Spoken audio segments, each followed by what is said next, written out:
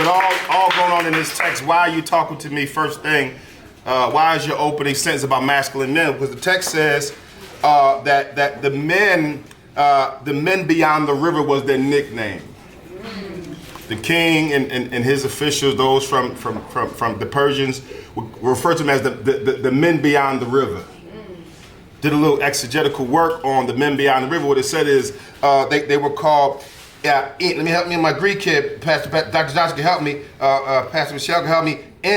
Enosh, which translates masculine men. It was masculine men, huh? Oh, my Aramaic, how you want to look at it? It was masculine men that was beyond the river that was causing trouble.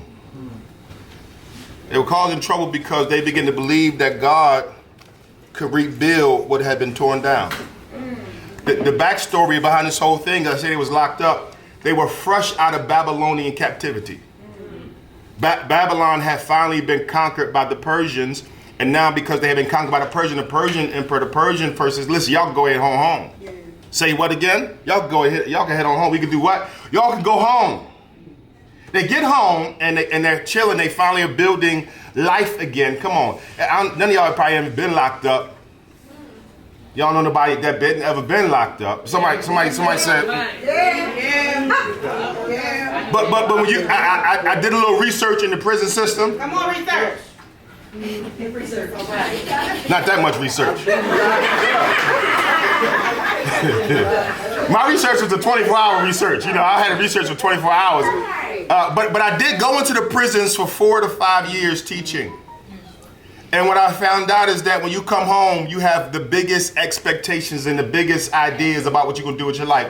That's why some of y'all, not y'all, but some of y'all cousins dated some guys who just came, hey, I see a glory, but just came home because he talking good. Oh, when I get home, I'm going to buy you this and I'm going to do that and I'm going to get my life together and I'm going to get this and I'm going to do that. And you found him on that site. I don't want to tell you which one it is, so some of y'all don't stop tithing to your church and start paying on that. But what I'm saying is he had the biggest expectations, and when he came home, nothing, minimal. There's a guy in our neighborhood called Wallow 267. He called him Wave Cat Mike. Wave Cat Mike sit around playing the game, eating oodles and noodles and Cheerios. No job. And so you guys were right when you said they had got comfortable. Now, the part I do want to critique here is where it says, text says that you living in your paneled house. Does anybody see panel in their scriptures? Looked up panel. They mean they had a roof. There's some mud. Let's contextualize this luxury. And what I thought was interesting was that God had critiqued them on their level of luxury. Ain't that nothing? He said, y'all living in paneled houses, and my house is in ruins. Challenge I had was the panel just meant they finally had the new technology on the scene. Everybody was getting the new technology called a roof. There ain't no running water, no heated floors, no gas or electric stoves, no bathroom. God says, y'all getting such much over a roof. So, some of us, the challenge between you and ministry and replicating leaders is your luxury, your comfortability.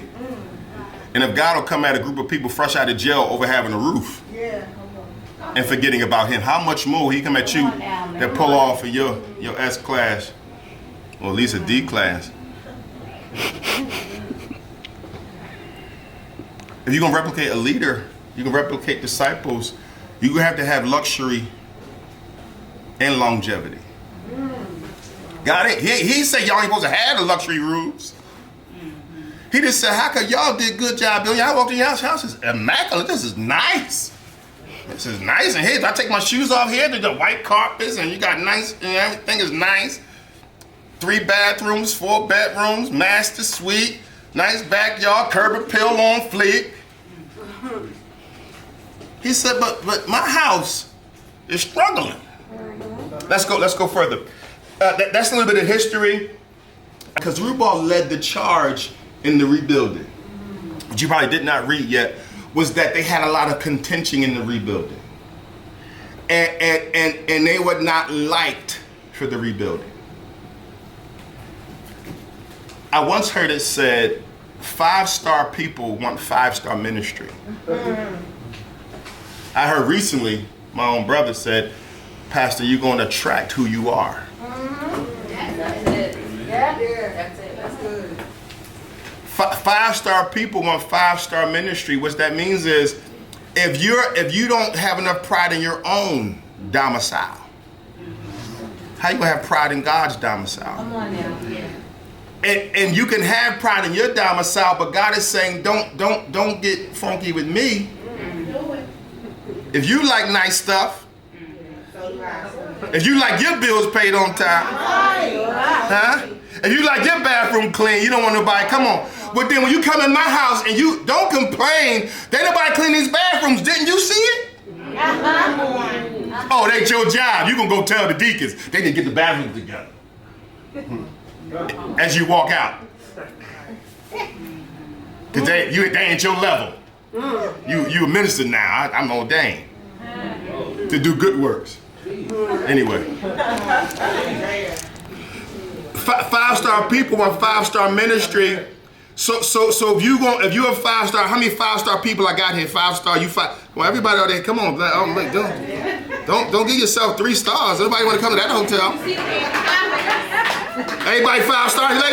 Lift your hands in the air. Wave them. If you 5-star, then God says, give me 5-star. And here it is, as a leader, you have to take the responsibility to make sure, to guarantee my house is 5-star. He said in the text in Haggai 1:2, 2:4, he said, the issue I got, let's start off the rip, y'all got rules and my house is in shambles. We got problems today. Your nails is always done. Your hair is always nice. Come on. You always got a fresh haircut. You keep gas in your car. Yet and still, when you come to my church, you want to give complaints and not solutions. Okay. I can't replicate that. Yeah. And you don't have enough integrity.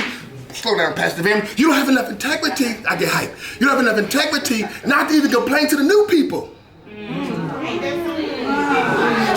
You want to poison the new ears. They ain't even noticed the dent in the floor, but you.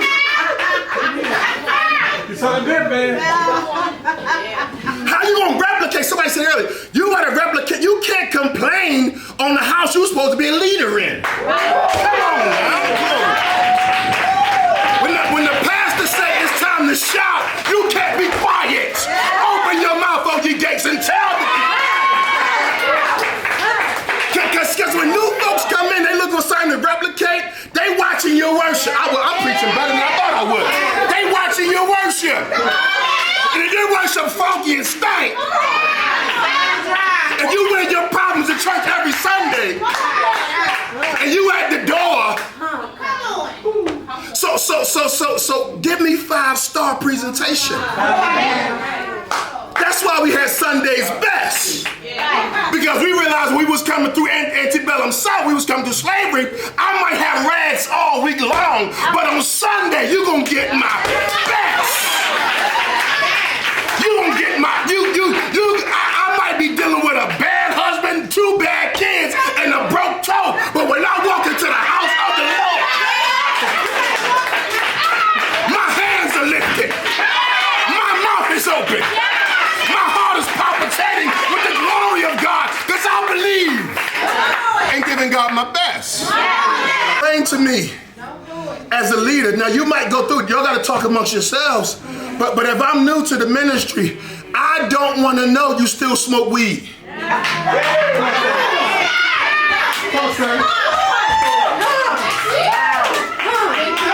I don't need. I just got here 2 weeks ago. Don't ask me to pray over your marriage. Okay. Because I ain't got one. Listen here. I need you to have a little integrity and to give me 5-star. I'm looking for a church to join. I'm looking for people to be a part of. And I don't have enough bandwidth to handle your problems and mine. I just got here.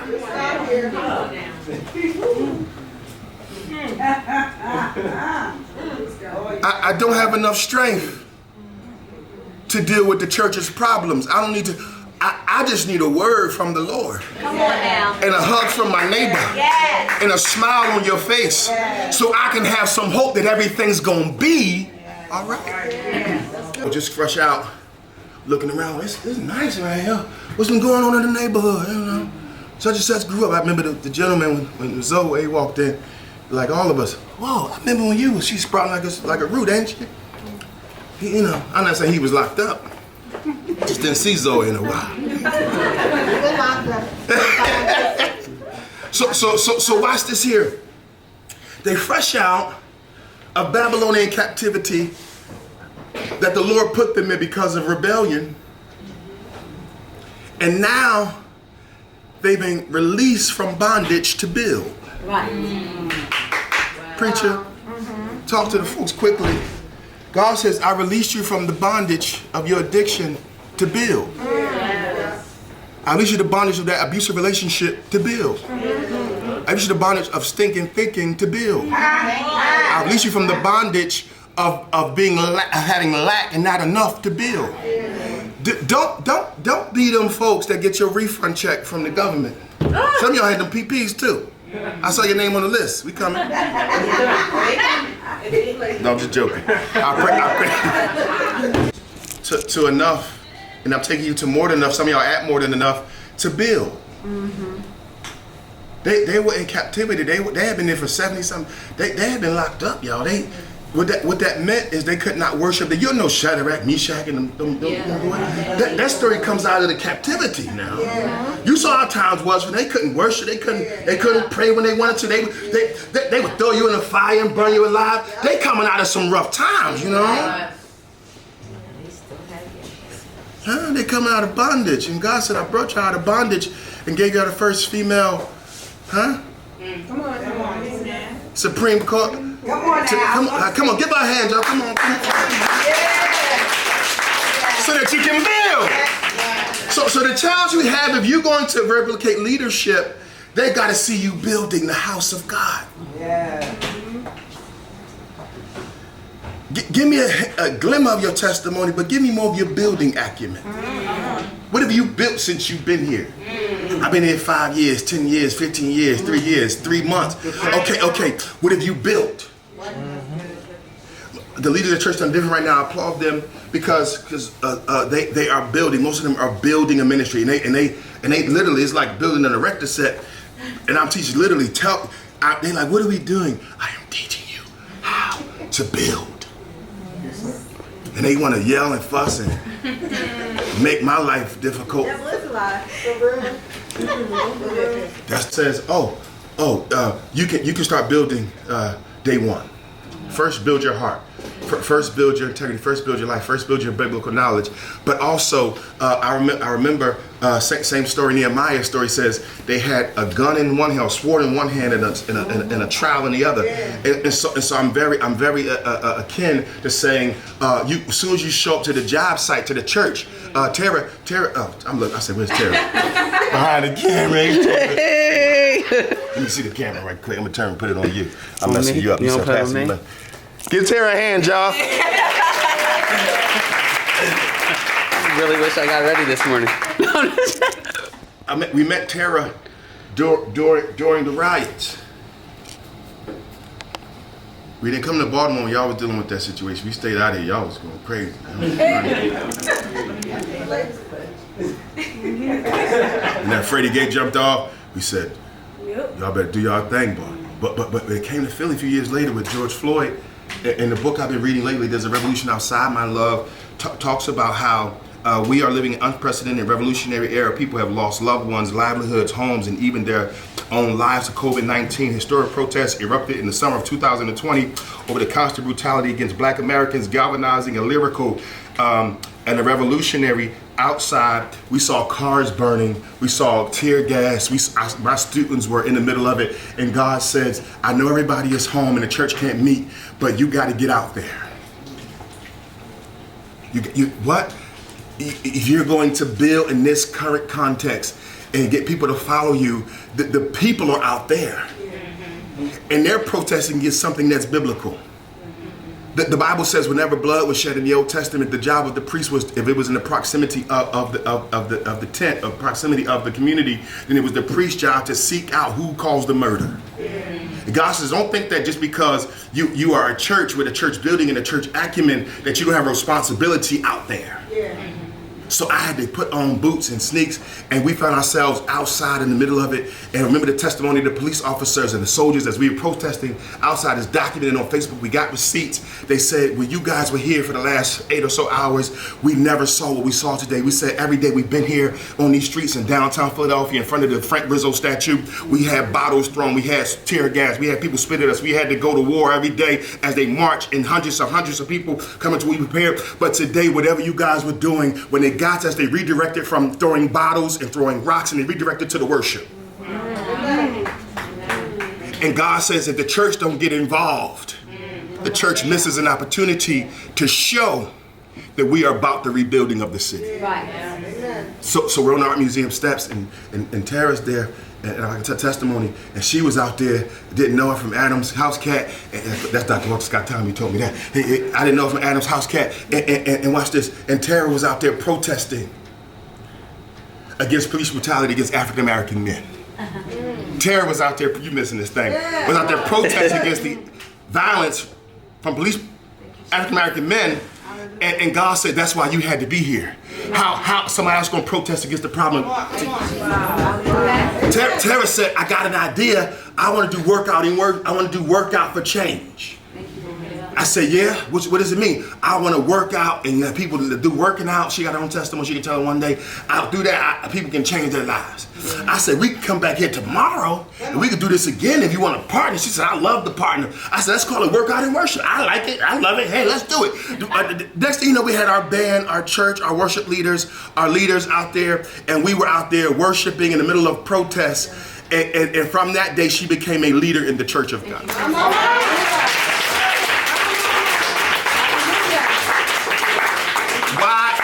Why? Because the building process was more important than the tradition. Right. They just came out of prison, y'all. They done did 70 years of Babylonian captivity. The tradition's all jacked up anyway. Right. Don't.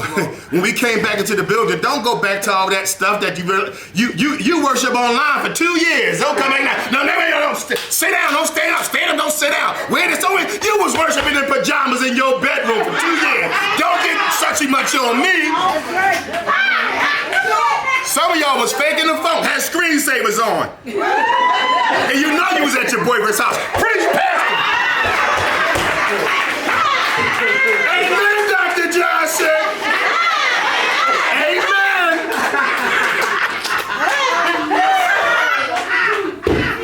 Hey, Lord.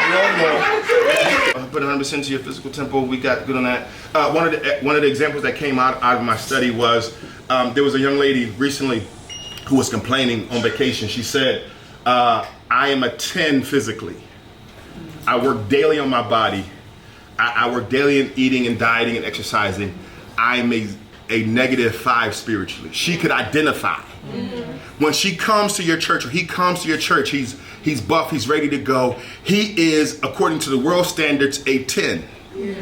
But he knows that I am -5 spiritually.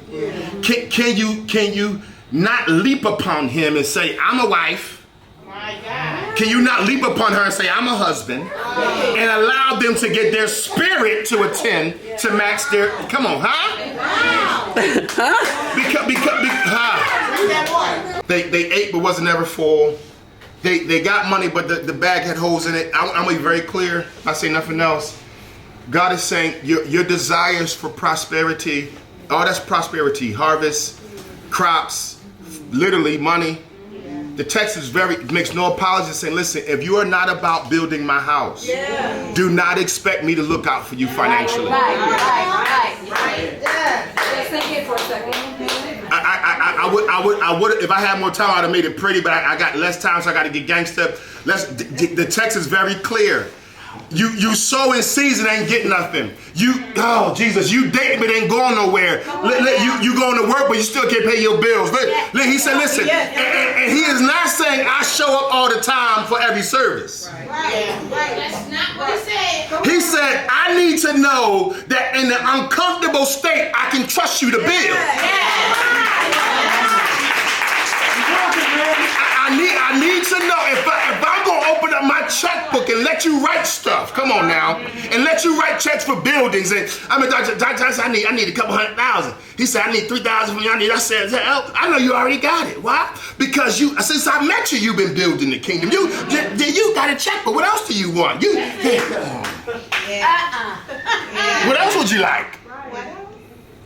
I told y'all, Pastor Michelle wasn't here. I told y'all, he was buying Jaguars. We was in school. Honey mustard. That didn't make sense then. We probably could have ate a little bit better. Had two pretzels. Had Pastor Johnson not been driving around that Jaguar. But she said, that's my wife. I need to let her know that I got her back. Plan, write letters to the government and tell you can't have a building across the street, but then tell you about the building. God will use a donkey to bless you. That's that there. Let's get to this last part so I can get out of here. Here is the reason why you got to replicate leaders and build kingdom. Because there is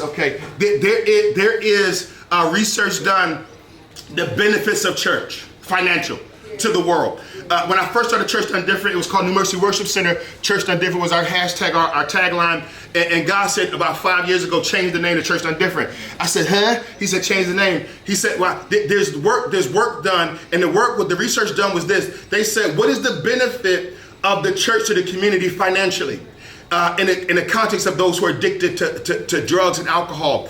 The state was paying $2 billion, the city was paying $2 billion a year to help people recover from drugs and alcohol. They did research and say the benefits that we give them, community, hope, group, love, belonging, purpose. The church actually does that for free. So what they did is they decreased their budget by about $1.5 billion, created a $500 million grant for the whole city, and said, if you're a church, you got somebody coming from drugs, we'll pay you. A penny on a dollar, because we was paying too. So what I did from that is I said, if we actually did a valuation of the kingdom, what benefits do you, by you replicating leaders, what benefits do you get by replicating, by building your church? Here's the benefits. You create something that people can get direction from. People can get a biblical education from, get wisdom from. These are the things that people pay counselors and life coaches and Instagram and TikTok and everybody else. Everybody a pastor now. There's 17 pastors on TikTok every day talking about whatever. And he says financial resources and knowledge. You learn how to manage your finances and have stewardship from the church. That is a billable skill. We don't charge, which is why we don't realize why you ain't tired. You can't figure it out. We trying to figure out, do you not know the benefits? Being a healthy single. You learn that from the church. Life principles. You learn that from church. Your kids behave better since you brought them to church. You better preach, Pastor Van. I knew when they first got there, they was bouncing and running and flipping and pulling carpet up, and now they sit there as wait. I say, what happened to you? You learn how to sit still for 2 hours is what happened to you. Under the anointing. Marriage structure. How to be healthy in marriage. You can pay people all day long, Dr. Gavorkian, Dr. Seuss, Dr. whoever, Raymond. But the church will give it to you free, ain't it? Godly knowledge, relationships, you get healthy relationships. How many of y'all got relationships from church? And I'm not talking about romantic, I'm just talking about you got people you can ride with and die with from church. You cannot get that in the way. You went to every club in the city and came back with nothing. But bad heels. Culture, all billable. God is saying, I need you to build my kingdom. Come on now. Because you're creating a billable, lovable place for your children's children. Right. That's generational wealth. Right. Yes. You're leaving a legacy for your kids' kids to still have a kingdom to come to. Yes. And they damn sure, can I say it in this basement, gonna need it in this world. So if you ever get weary in your well-doing, realize that God freed you from captivity, from bondage, to build in the middle of difficulty, in the middle of lack. He gonna bless you while doing it abundantly, but you're doing it because he says, I need you to leave an inheritance of all these things. What we're gonna do is write, I really want to see some big paper though. Thank you so much, Brother Charles. Dr. Johnson. I want you to write down, I put a list up here, but I know it's more that I didn't see. And I can't wait to see what y'all come back with to tell us what we are building, what resources are in the church that we don't build for, and that we're never gonna build for. The devil is a lie. But I want you to be aware that the church has resources that are intangible and tangible that you benefit from and don't even know it.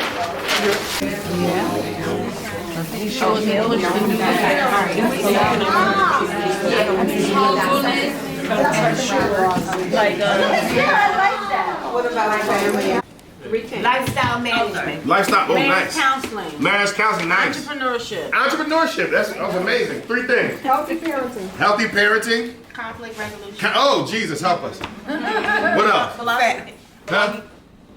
Belonging in community. Belonging in community, what you say? Family environment. And family environment, yes. And, Basic fundamentals of ministry. yeah. Kingdom building. Miracles manifested. Wow, the miracle.